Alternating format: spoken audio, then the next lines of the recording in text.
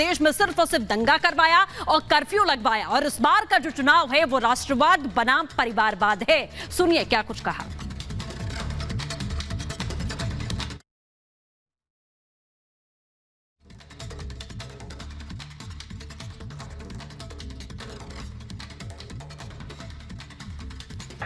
यह क्षेत्र इस बात का गवाह है, समाजवादी पार्टी और कांग्रेस की सरकारों के समय इस क्षेत्र ने उनकी दंगा पॉलिसी को झेला है।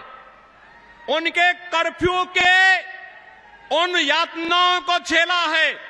और बहनों भाइयों, जब भी ये समाज जाति के नाम पर बटा होगा, तमाम परिवारवादियों के माध्यम से समाज को बांटने का कुछ ही चेष्टा होगी, उसका खामियाजा ये दंगावादी और कर्फ्यूवादी लोग उठा करके न केवल आपकी आजीविका पर प्रहार करेंगे, बेटी और व्यापारियों की सुरक्षा पर प्रहार करेंगे, बल्कि इनके माध्यम से यहां के विकास को बाधित करने का भी प्रयास होगा।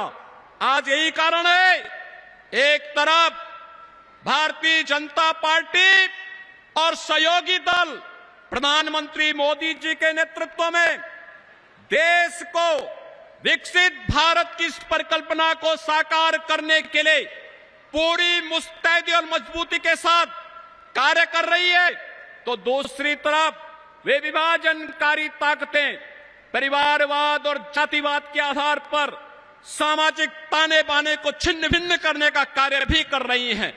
ये चुनाव मात्र चुनाव नहीं है, ये चुनाव उन लोगों को फिर से सही जगह दिखाने का समय है जिन लोगों ने सामाजिक ताने बाने को छिन्न भिन्न करने का कार्य किया है। वहीं आज प्रधानमंत्री नरेंद्र मोदी ने मेरठ से बीजेपी उम्मीदवार अरुण गोविल के लिए भी वोट की अपील की। रामायण सीरियल के राम के नाम से मशहूर अरुण गोविल से रिपब्लिक भारत ने खास बातचीत की है। सुनिए उन्होंने क्या कुछ कहा। एक पात्र श्री राम का और दूसरा मेरठ की जनता के लिए आप सेवा करने के लिए उतर गए जी, किस तरीके से देखते हैं? नहीं, बिल्कुल दोनों में कोई मतलब डिफरेंट तो है नहीं, दोनों बिल्कुल भी। श्री राम ने भी जो किया वो एक लीला करने आए थे, उन्होंने अवतार लिया और उस अवतार करने में उन्होंने मानवता हमको सिखाई और बहुत सारे गुण सिखाए, मॉरल सिखाए, और सेवा भी अपने आप में एक गुण है, मॉरल है। तो अच्छा लगता है, दोनों चीज़ें बहुत पॉजिटिव हैं। जो उन्होंने किया वो भी पॉजिटिव था, और जिसको सेवा हम कहते हैं, जिसको सेवा का नाम देते हैं हम, वो भी पॉजिटिव है। बिकॉज हम दूसरे के लिए जब हम कुछ करते हैं तो वो बहुत पॉजिटिव होता है। नहीं, एक सेवा तो आपने श्री राम की भूमिका निभा करके भी की थी, लेकिन ये सेवा सर, क्योंकि ये आप अब राजनीति की सेवा करने जा रहे हैं, जनता की सेवा करने जा रहे हैं, और जनता ने काफ़ी आस लगा के बैठी है आपसे।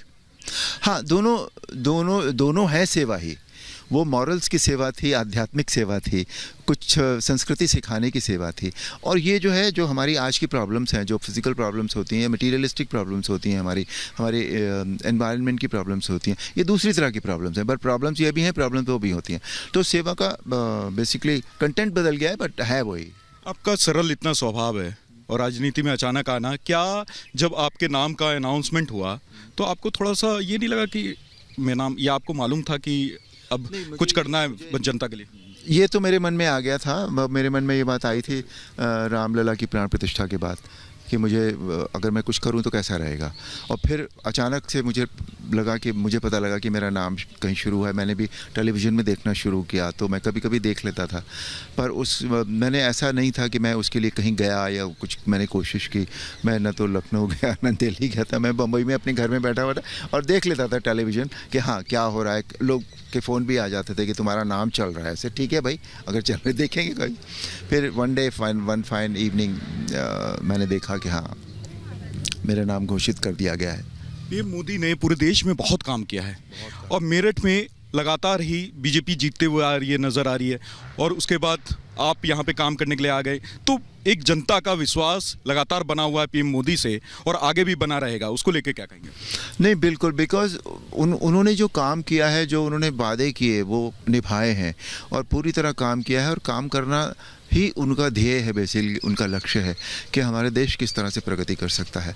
मेरठ में इतनी प्रगति हुई है जो पीएम मोदी और योगी जी के गठजोड़ से हुई है कि इतने सारे हाईवेज बन गए, जहाँ भी एग्जिट लेते हैं वहाँ हाईवे है, रैपिड रेल हो गई, गंगा एक्सप्रेस अभी होने जा रही है। ये सारी चीज़ें हैं बहुत।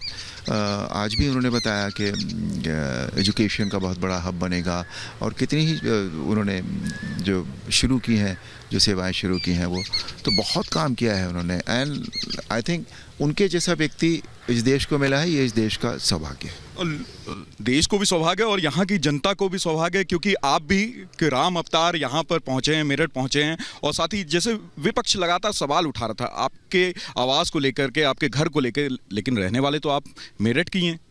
मेरी पैदाइश भी मेरठ की है, मेरा रहना भी मेरठ में हुआ, मैंने पढ़ाई भी मेरठ में की है। गवर्नमेंट कॉलेज से मैंने पढ़ा था। तो मेरे लिए ये शहर, जब हम इतने बीच के सालों में भी जब मुझसे कभी कभी पूछा गया लोगों का कि आप कहाँ के हैं, तो मुझसे वही निकलता है ना कि हम मेरठ के हैं।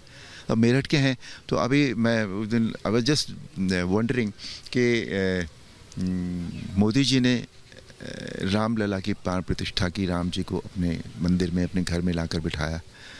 और यही नहीं, मोदी जी ने उस व्यक्ति को भी जिसने राम का अभिनय किया था, चरित्र किया था, उस व्यक्ति को भी घर में लाके बिठाया है।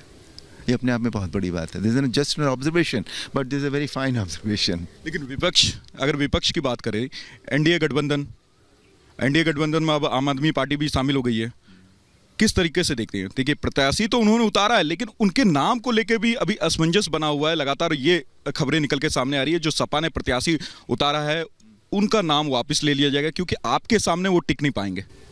नहीं, इस विषय में मैं कुछ नहीं कहना चाहूँ। मेरे से आप दूसरे पार्टीज़ के बारे में या दूसरे प्रत्याशियों के बारे में मैं कोई जवाब नहीं दे पाऊँ।